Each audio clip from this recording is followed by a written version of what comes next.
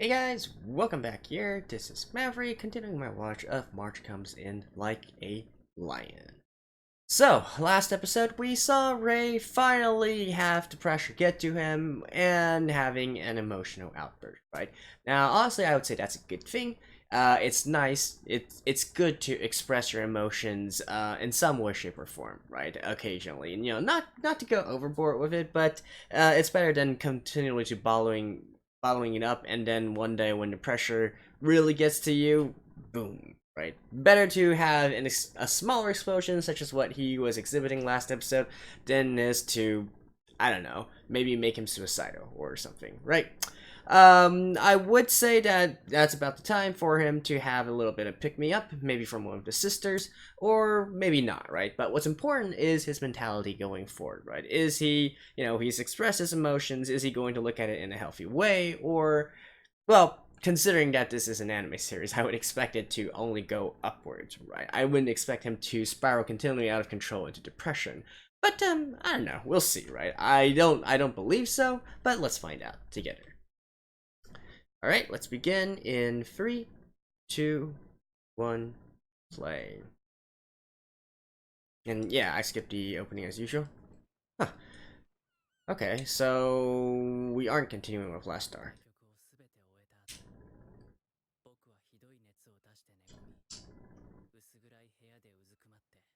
Huh.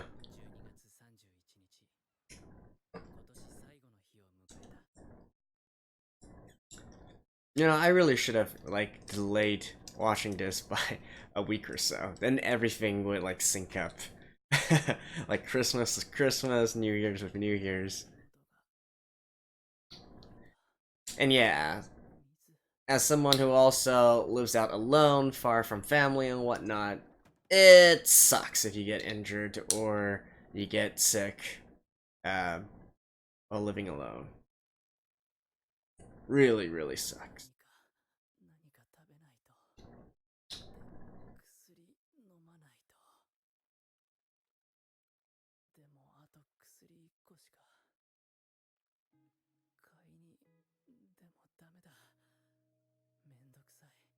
Yeah.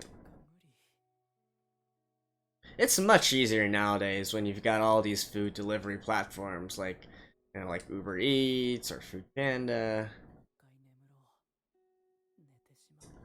or whatever kind of food delivery service you're using in your part of the world.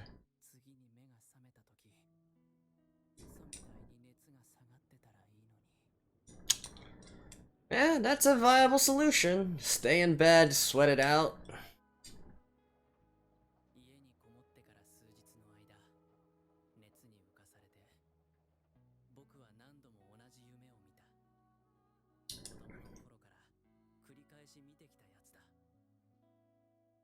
Escalator to heaven.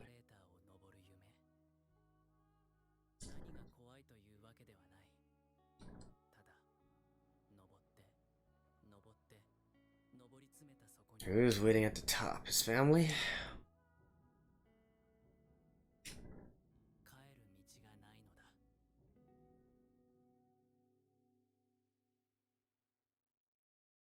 Me?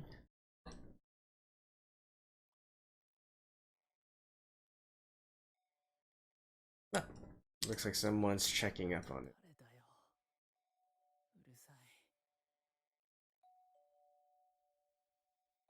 Alright, who is it gonna be? Is it one of the sisters? Is it his friend, Nadesco? Or Kyoko?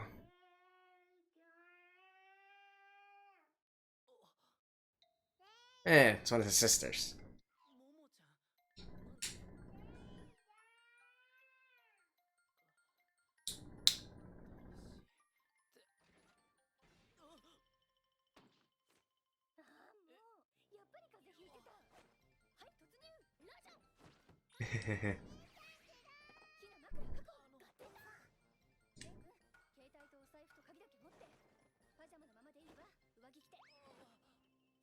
Take him to the hospital. Or clinic. Ah, that is so nice.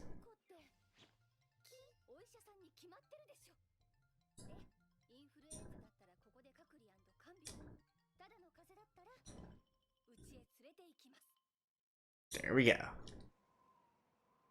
Man. よかった、インフルエンザじゃなくて。うち老人と幼児がいるから気をつけないといけないのよ。 I'm so jealous right now. You guys have no idea. キッチン見たわよ。ずっと食べてなかったでしょ。梅干し平気？混ぜちゃうね。熱で口がまずい時もちょっとさっぱりするからね。はい、レイちゃん、首うーってして。首にタオル巻いて汗をかいたら取り替えるの。おかゆ食べると汗かくから、いっぱい汗かいて熱を下げないと。 There you go. タオルはいっぱいあるからね。 Sweat it out. でもってちょっと失礼。おでこの汗を拭いてっと。もも、お願い。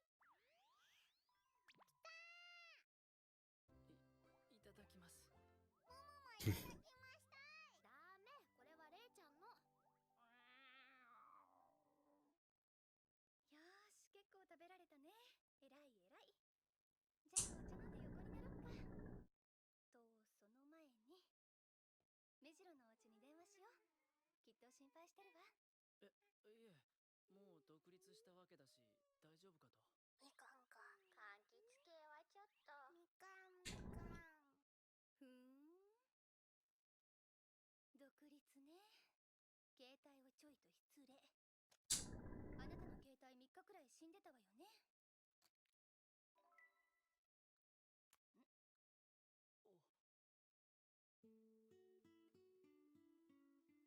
Huh. こんなに周りに心配させてるうちは独立したって言いません。You know, you're literally in your home. Why didn't you charge your freaking phone? I mean, you still have to get up to use the toilet and whatnot. もしもし、お父さん、レイです。レイなのか？大丈夫か？どうしたんだ？風邪か？電話が通じないからそっちに行こうとしてたんだ。本当に大丈夫か？電話越しに父の声に触れた瞬間、僕は自分の浅はかさを思い知った。父の声は本当に心配してくれてた声だった。 Well, I didn't realize that his family he still had regular communications with them. 結局自分のことばっかだ。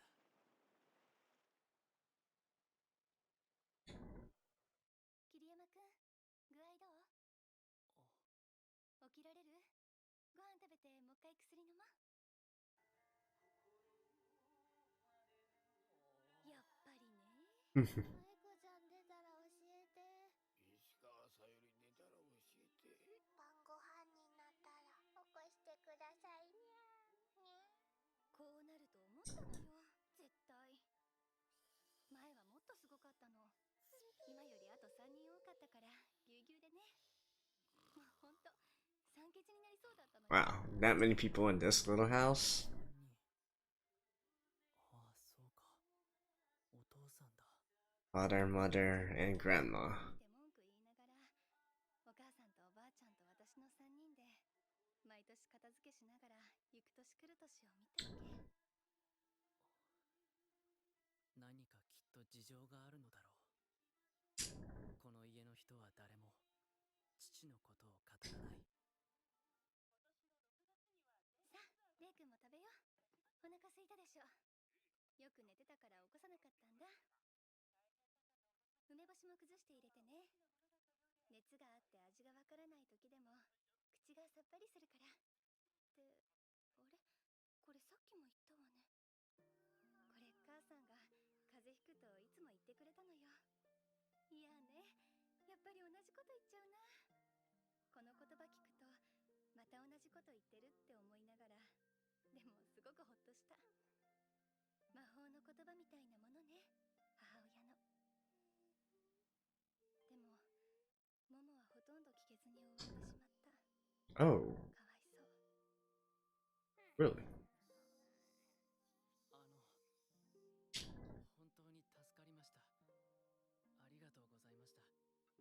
晦日なんて大事な日に家族でもないのに上がり込んで Oh, it's literally New Year's Eve right now. Well, that's right. They were watching Kohaku. 私が来てほしかったの。助かったのは私なのよ。あなたがいてくれなかったら、私きっと今ここで一人っきりでこれ片付けながら多分泣いちゃってたわ。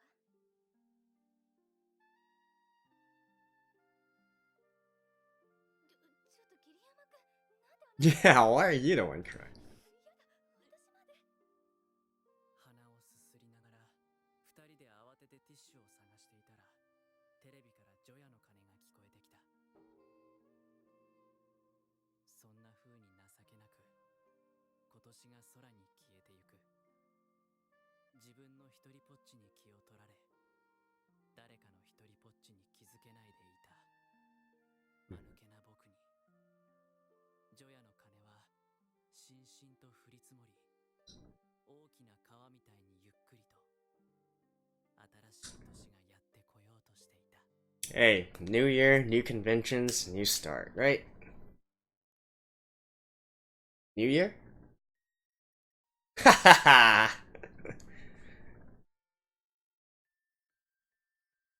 こら、お母さんのタンスにシール貼ったの誰？ごめんなさい。もう剥がすの大変なんだからね。ごめんなさい。Mm.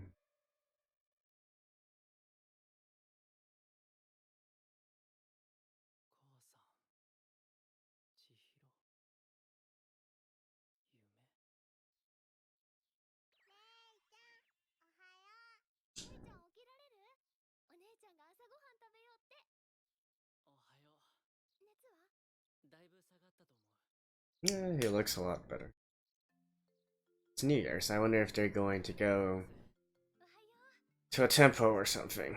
おー、新聞に広告がいっぱい。ずっしり。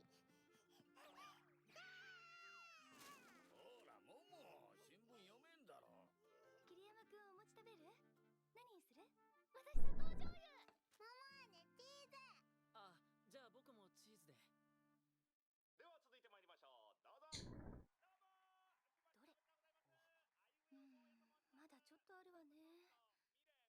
ま、とりあえずご飯。そしてお薬ね。ほら、おこた入って。パジャマって足寒いのよね。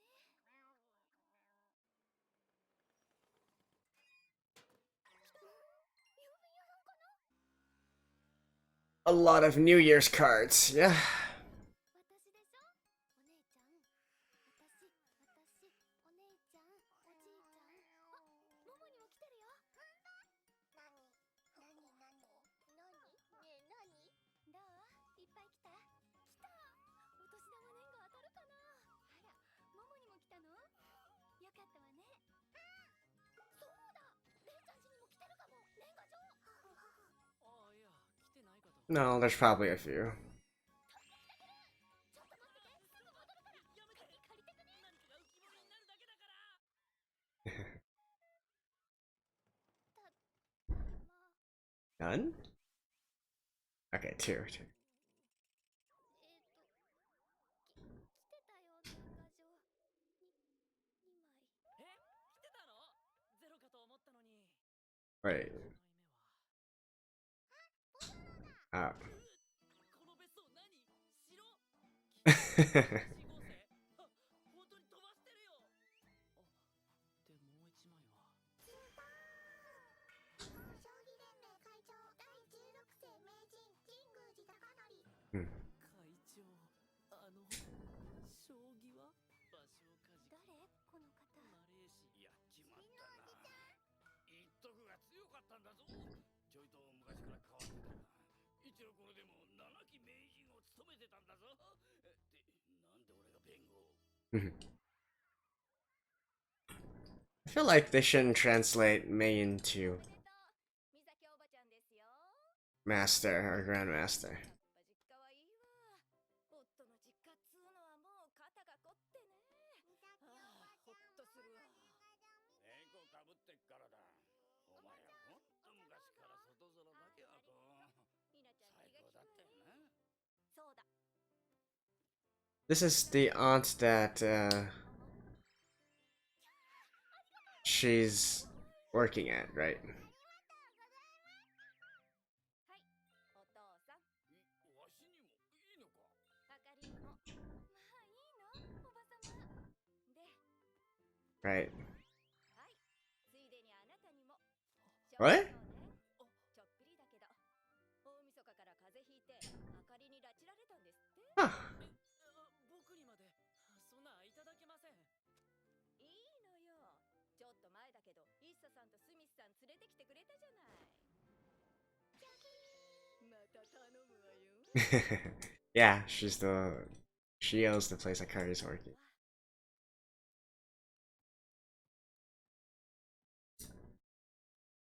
はい、お母さん。ミカコ、ミサキが来ましたよ。明けましておめでとう。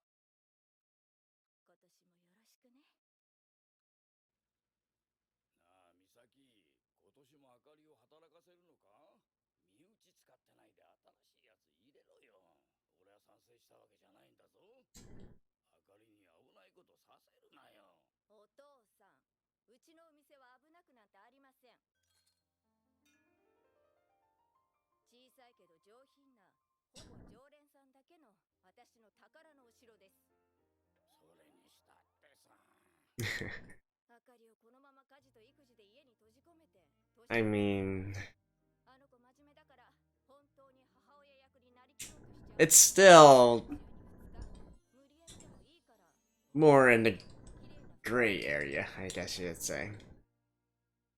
せっかくの美人なのに初対やつれしてお嫁に行きそびれたらどうするの。大丈夫、お店ではあかりに指一本触れさせないわ。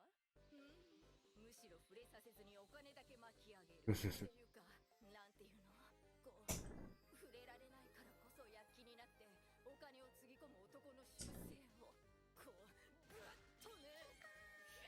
バカさん、あんたの娘は鬼じゃ。あんた鬼の子を生みなさった。おばさま、晩ご飯はひなと私の力作食べていってくださる？あら、じゃあいただいてこうかしら。旦那はサッカー見に行っちゃったし。あら、すごい。あなた豆ね、おせち作ったの？しかも今風ね、おいしそう。ひなと一緒に考えたの。ちゃんと縁起がいいものを考えて詰めたのよ。食べて美味しいおせちを目指しました。かまぼこ赤白買うと食べきれないから、はんぺんのボールを赤と白、串に刺してお団子風にしたやつでしょ。豆に暮らせるようにポークビーンズでしょ。金運が上がるように金色の金トンでしょ。見通し Very traditional stuff. きんぴらでしょ。根をしっかり張れるようにで、ごぼうの肉巻きでしょ。おじいちゃんの長寿を祈ってミニハンバーグの亀でしょ。あとはもちろん伊達巻きと甘い錦卵でしょ。フランクフルトをタイに見立てて切ってみましたね。えらいわ、あんたたち。シャコもおばあちゃんも二人でせっせとおせち作ってたっけな。スパゲッティも入れてね。あとガムもね、ガムもね。 Gum? おせちってそうか。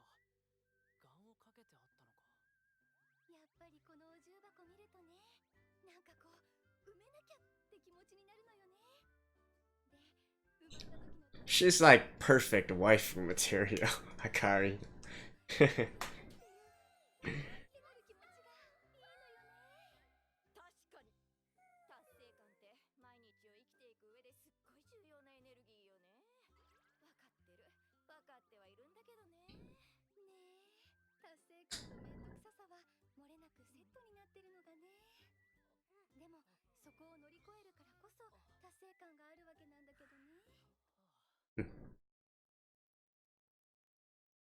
Is this meant to be sort of a life lesson じゃあね、 to お母様。 Ray?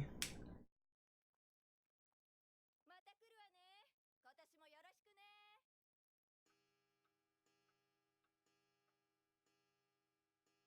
おっと、いけない。もうこんな時間だわ。ひな、ももお風呂に入れてくれる？はーい。お皿はお姉ちゃんが洗うから。というわけで桐山くん、ここ使うから2階に上がってくれる？ここを使う？そう、初めて見るだろうけど、実は川本家のお風呂はここなの。お風呂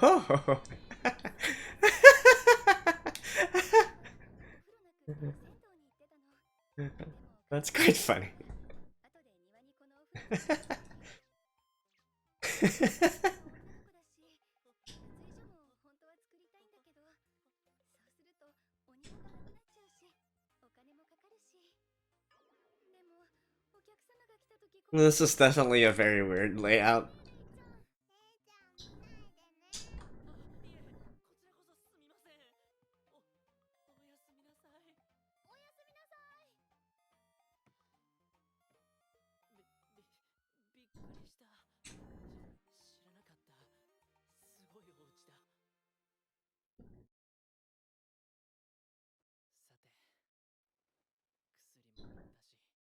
さて、 You haven't took a bath in very long, have you, Ray? 便利だな、この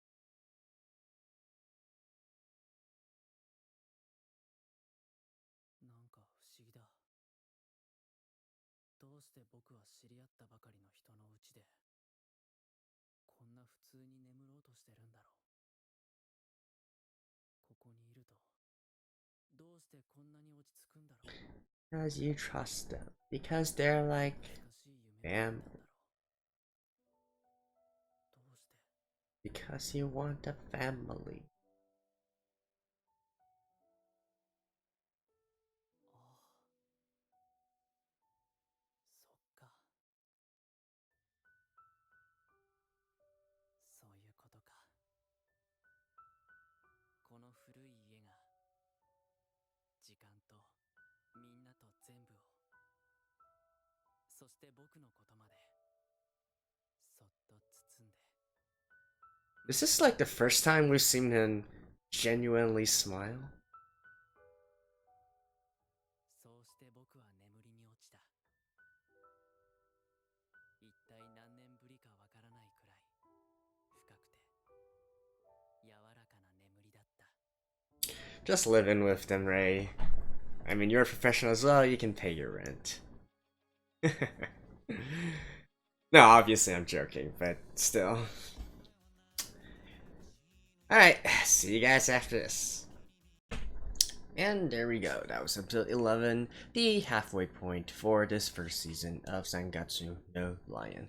And I've said this many times in this episode already, and I've said it many times before, but still, I am really jealous of Ray, actually, and, you know, having these types of people, you know, around him, you know, really loving him in this sort of way and really caring for him. And I feel like anybody would be jealous of that kind of thing, right?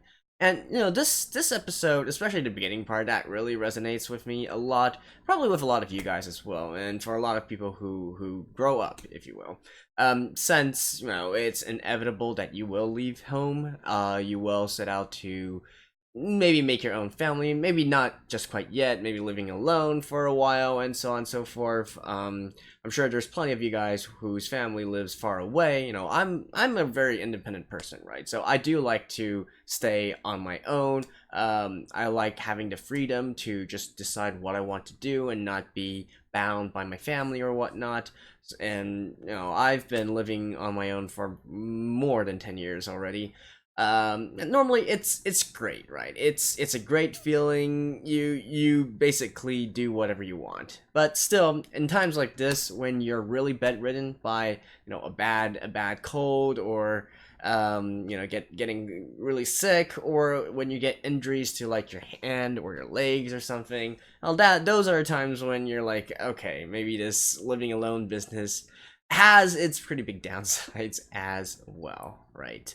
Um, and yeah, I mean, of course, if my family, if push comes to shove, I'm sure I could still call my family out here, but like they live in another city and so on and so forth. And for some people, probably, for instance, if you lived in the United States, it could be like cross states or whatnot, and that'd be even further.